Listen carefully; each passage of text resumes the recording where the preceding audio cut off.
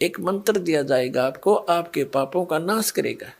आपके जब पाप नाश हो जाएंगे, आपके हृदय में एक विशेष कसक बनेगी। भगवान की चर्चा सुनते ही, प्रारंभ होते ही, उसका नाम शुरू होते ही, कहीं पर भी चर्चा सुनते हो तो एकदम गदगद आत्मा होगी, आंखों से आंसू टपकने लग जाएंगे। तो वो प्रेम की पवन है, प्रेम की हवा चल पड़ी और फिर वो साफ कर देगी आपके सब दुर्गुणों को, और संचित अपराध है उनको भी, और प्रारब्ध वाले कर्मों को भी ये मंत्र नाश करेगा। तो कहते हैं इस प्रकार। तो यहाँ जो हम अपना जो संस्कार है, अब आपके जिसके भी जैसे हैं, अब इसको परमात्मा यही निमटा देगा आपके। जैसे अब हम करने परमात्मा के आदेश से होगा बच्चों, जीव के बस का नहीं है। कबीर भगवान की रजा बिना ना तो समाज सुधार हो सकता।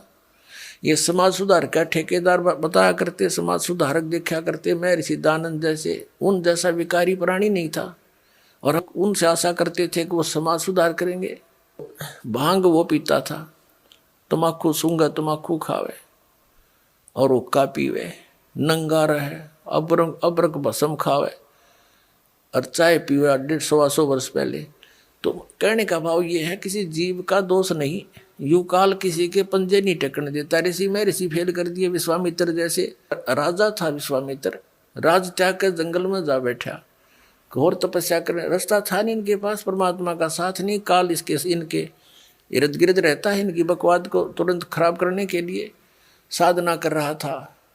ऊपर तो एक उर्वशी भेज दी औरत खूबसूरत, वह वहाँ इधर उधर बैठ कर लग गई अदाएं करने। विश्वामित्र छोड़ दिया सारा, भक्ति भक्ति उसका पीछे हो लिया। एक लड़की को जन्म देकर पटक कर उसके बारने आ गए। 6 महीने की हो रही जब पकड़ रही तेरे लड़की को, और अब तेरा और मेरा इतना मती से काम आई थी बता। मन के मारे बन गए बन तज मस्ती माँ, कह कबीर के करूँ यो मन तब माने ना। जंगल में टिंडे लेने गया था घर छोड़ कर, और यो काम करना था। अकल है तो यू काल ना टिकने देता। ये जीव के बस की बात नहीं, ये तो परमात्मा साथ रहेगा, काल को दूर रखेगा, दुर्बुद्धि से बचाएगा। ऐसे ही इन महर्षियों ने कोशिश की समाज सुधारण की, लेकिन खुद ना सुधर सके और उनके खाक सुधारेंगे तो इनके बस की बात नहीं थी। ये काल इतना प्रबल है। ये तो कहते हैं काल डरे करतार से, जय जय जय जगदीश, ये जोरा जोड़ी जाड़ता पगरज डार शीसे। कहते हैं काल डरे करतार से और जय जय जय जगदीश, और जोरा यानी मौत परमात्मा के जूते साफ करती है, और पगरज डारे शीश कबीर परमात्मा के आगे कहते हैं ये मौत और ये काल है, उसके आगे करबद्ध हाथ जोड़कर खड़ा रहता है।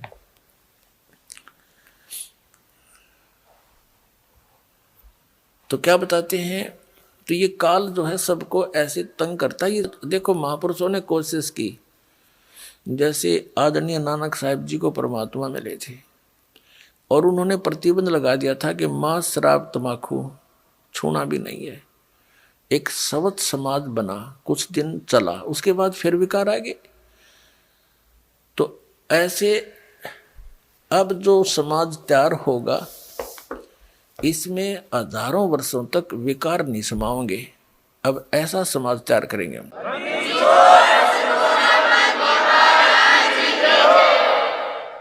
बीड़ी मांस तम्बाकू शराब सुल्फा बुकी, ये जो बुराइयां हैं ये समाज से ग्रहण की और काल ने लगवाई, क्योंकि इसने करवाना है ये ऐसा कर्म अपना टेस्ट बनाने के लिए।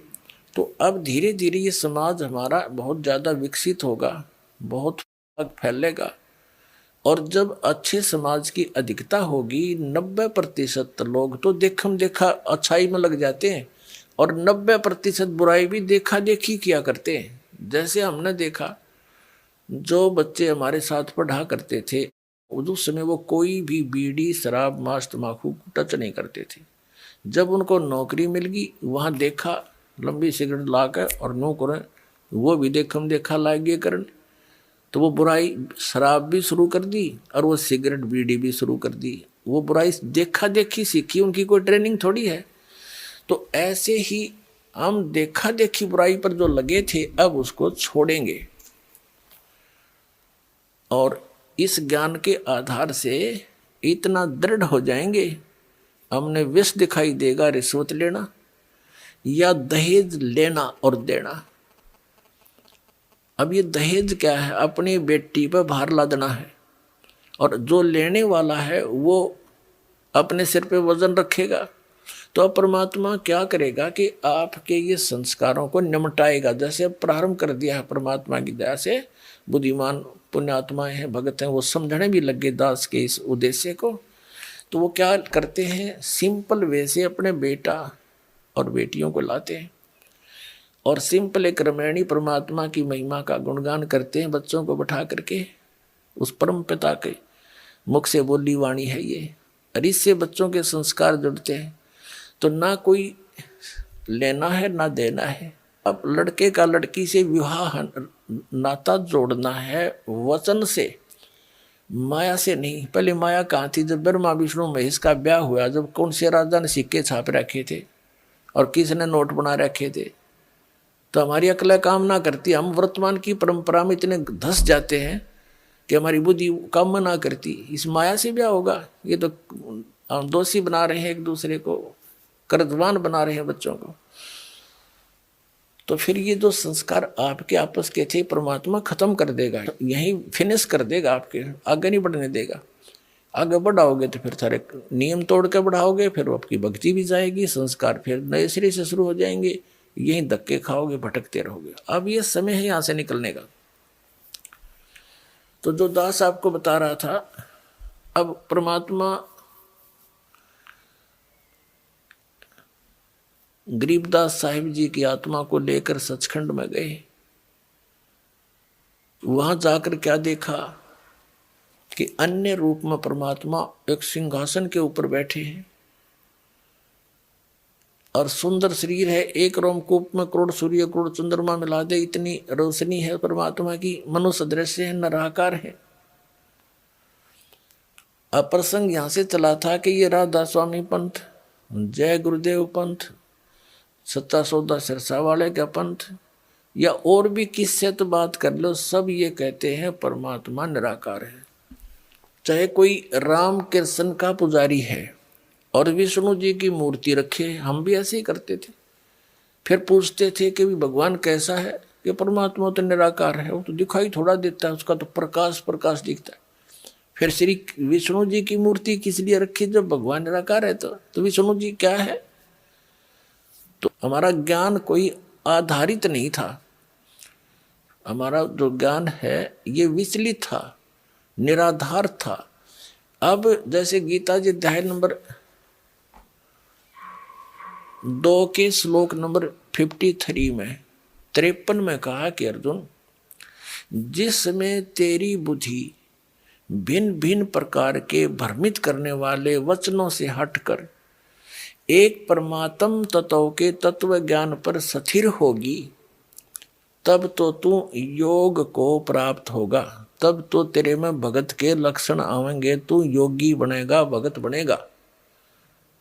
तो दास आपको ये भिन्न भिन्न प्रकार के भ्रमित करने वाले वचनों से हटाकर और उस एक तत्व ज्ञान पर स्थिर करना चाहता है। उसके लिए आप जी को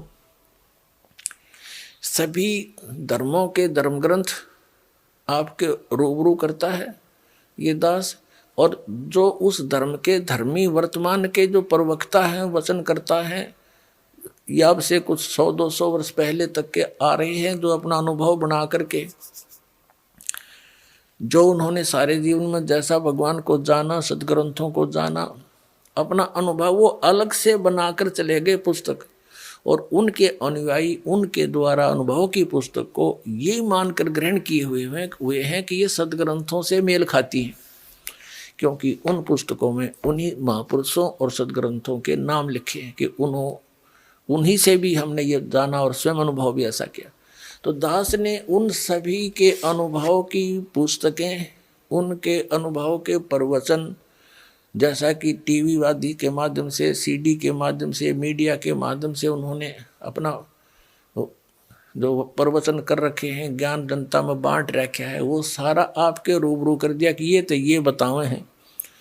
और दास ने ऐसा अनुभव किया है और जो वेदों से मेल खाता है, और सभी महापुरुषों को जिनको परमात्मा मिले उन्होंने जो बताया वो भी दास का मेल खाता, इनका नहीं खाता।